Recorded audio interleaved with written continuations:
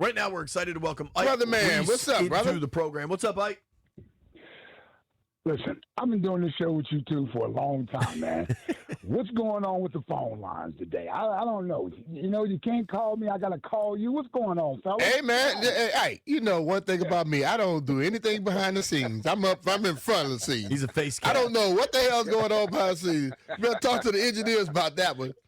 Before you get started, you tell your the same way. Before you tell your wife I said happy birthday. Oh, for sure, man. No, I appreciate it. Yes, sir. I certainly will. Yep. So I got to tell you, man? Chilling, man. And you guys, I mean, B, you played there, Ike, you played there and have worked there for many years now. I did an interview last night with Ashlyn Simpson, I think's her name. Sullivan, probably. Sullivan, I'm sorry. Ashlyn Sullivan. You can screw up somebody's name, can't you? I'm sorry. Simpson, Sullivan sound nothing alike. If it was Simpson and Sampson, I can understand. Well, me and BMitch know about Ashford and Simpson. Now, that was a singing group back in the day. Yeah, that was a singing group. Yeah, that was a duo, husband and wife duo back in the day. Ashlyn Sullivan. Yes, Ashlyn Sullivan, yes. Brian knows this, and I don't frequently say that many nice things about Philadelphia, okay? But I'm about to. Okay. She texted me yesterday if I had time to do a radio interview. I said, sure, no problem. What time are you on? She's like, oh, I'm on WIP tonight, but we can record it. And on Wednesday nights, I work late because I have a TV show at NBC4 here. I was like, I'll be around tonight. I could probably do it live. She's like, oh, well, my show's from 11 to 2 a.m. And I was like, okay, we're going to have to take it. But the fact that WIP in Philadelphia, now our station stays live, I think, till 10 o'clock when we don't have a Wiz or a Caps game. But the fact that WIP can stay live till 2 a.m. and still have callers and people engaged. Yeah, they may go past, too. That says a lot about Philly. Hey, B-Mitch, tell him it's 24 hours. Hey, they got all. She gets off at 2. They don't stop. Yeah, is there another live show from 2 to 5 or 2 to 6? Yes, there's an overnight show that comes on from 2 to 6. Yes. What? And do they get John calls? Johnson is the overnight show host. Yes. Do they get calls? Oh, I'm sure. Yeah. They probably get some calls of stupor. well, here's the thing. No, you know what, B? You get the truck drivers. Yeah. You know, the guys that are on the road usually at that time. So I'm pretty sure it's not a high volume of callers, but it's usually the people that are up during those hours that'll call in because they probably sleep during the day and they don't have an opportunity to call in. So that's their opportunity to call in. So you mean like the truck drivers and the Delilah people and the... Yeah, I don't want to go into any of those type of things, but yeah. Of course, you can listen to Ike on WIP in Philadelphia in the afternoons from 2 to 6. You can give Ike a follow at Ike58 Reese. Let's talk about this matchup, Ike, because for me, with Philly coming to town, especially no Jayden, I don't think Laramie Tunsil's going to play in this affair. This is far more about Philly than it is about Washington to me. Yeah. The offense has been wildly uneven, and the Eagles are coming off a beatdown of the Raiders, but the Raiders are god-awful. What version of that Eagles offense do you expect to show up in Landover on Saturday? Well, I'm imagining it's going to be a continuance of what they did Sunday. Now, obviously, that's a different defense under different circumstances with the cold and the snow and the wind and all that. That was more of a heavy base run offense. But for me, I would like to see more of that. I think that's the formula for success for this offense. You know, sometimes it can become a little boring and a little stagnant because it's not as creative as people may want it to be at times. But I think as far as getting back to things you do well, your bread and butter, things that'll keep you ahead of the sticks, 2nd and 6, 3rd and 3, things of that nature. They got to get this running game going. And they although the yards per carry weren't great Sunday, the fact that they ran the ball 40-plus times Sunday, I think is a great step in the right direction. Now, I expect Washington to put up way more of a sort of resistance against what the Eagles were doing. I don't know how committed the Raiders were to that game Sunday, considering they don't have much to play for. But divisional games are different. Yeah. Divisional games on the road are different. You guys know, Marcus Mariota has been playing decent football of late, and I think if you are the Eagles and you don't pay the respect to this opponent that it deserves, you find yourself in a dogfight in the second half of the game on the road, and that's not what they want. So you're absolutely right, JP. It's a lot about what the Eagles need to get done and sort of making sure they come in and play to their standards. They're trying to stack wins. We're coming off a 3-game losing streak. Yeah. So we don't have much room to sort of feel great about ourselves. Sunday was a good win against the Raiders, but a divisional opponent on the road.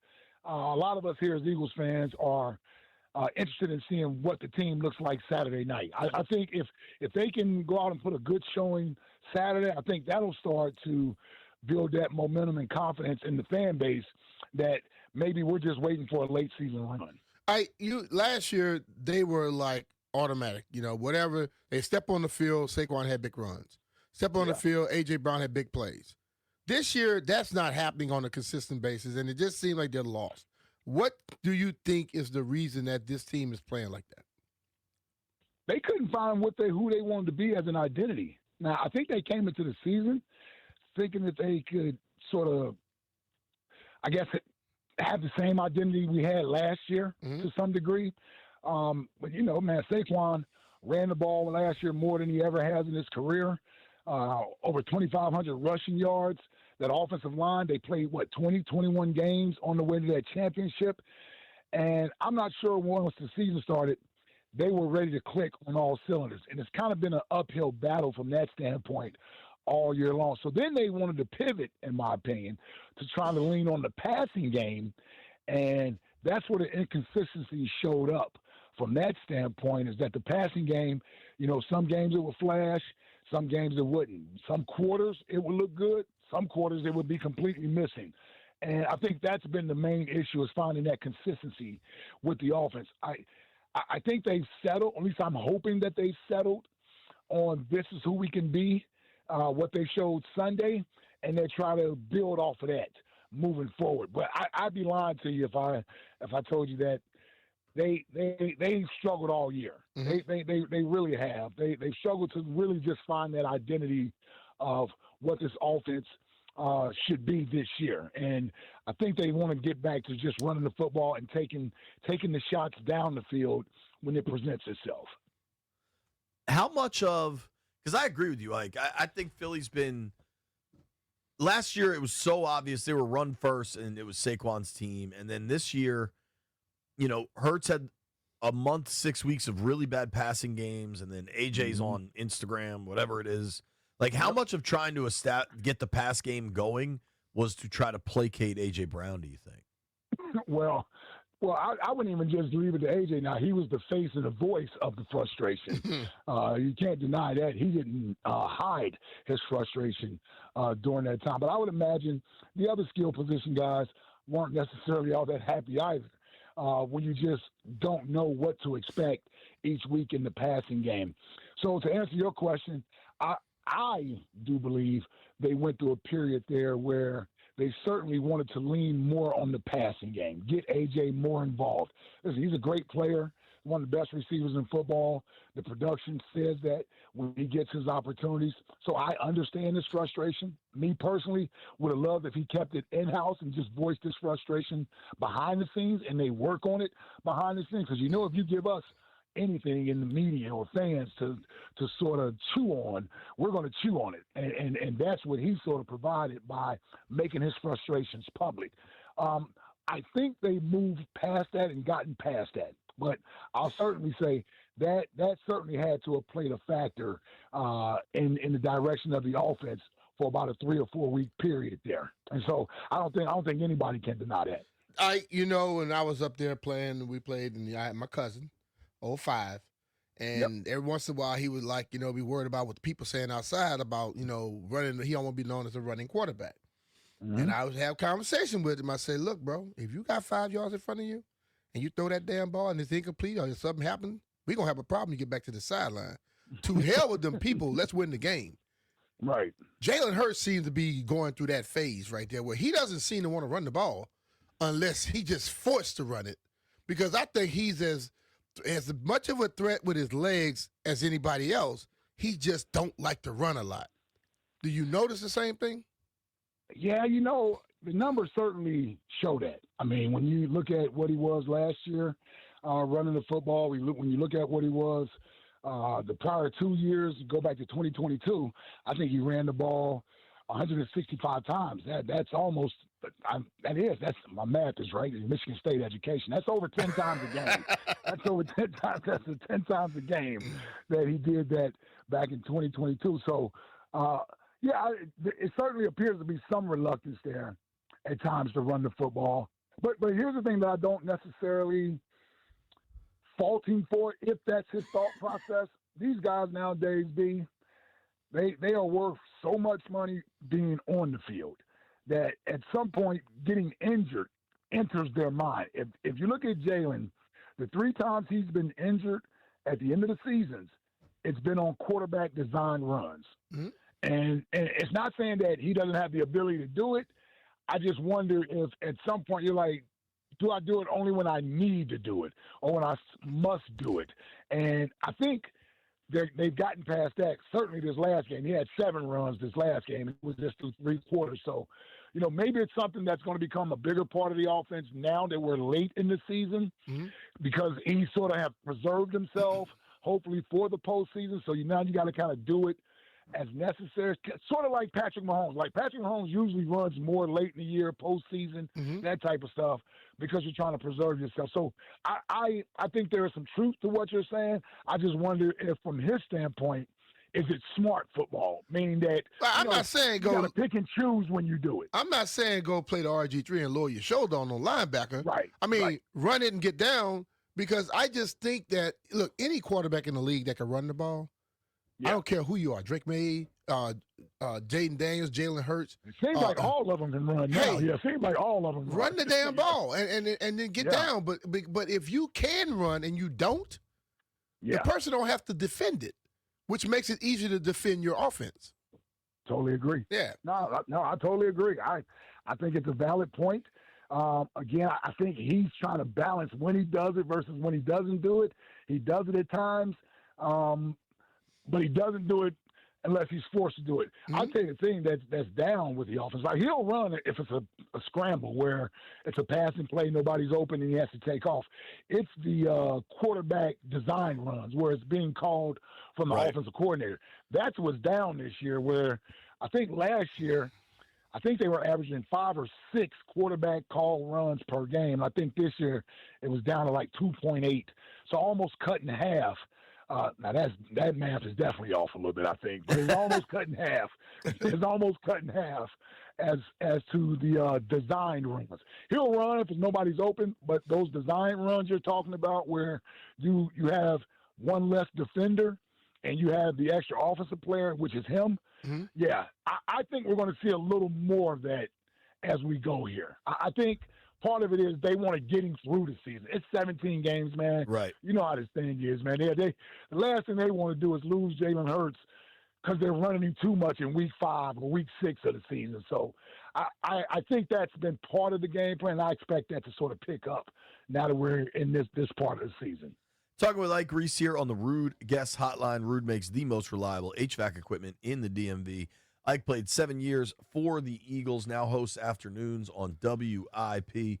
You can give him a follow on Twitter at Ike58Reese. Ike, I'm curious, the point spread in this thing kind of tells the story of what expectations are with the Eagles coming to town, expected to win by a pretty healthy margin. What is your opinion from up there, like looking from afar, of the Jayden Daniels shutdown at this point? I thought it was the best thing to do. I really did. And forget about the Eagles being involved with playing the Commanders the next 2 weeks, as we could use those victories. But in all honesty, his health, I think, is what's most important. Now, if you were still playing for a playoff spot, I could see him wanting to be back out there and trying to get into the playoffs.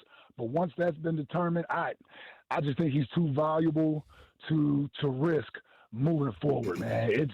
Having that franchise guy be available to you is such a game changer in this league. As having a quote unquote franchise quarterback is hard to find. You definitely have to do what's in the best interest of that kid.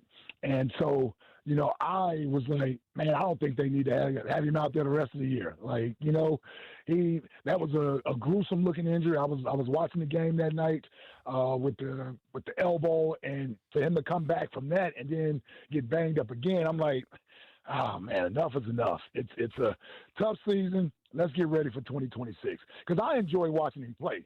I think we're in a good era with young quarterbacks in this league.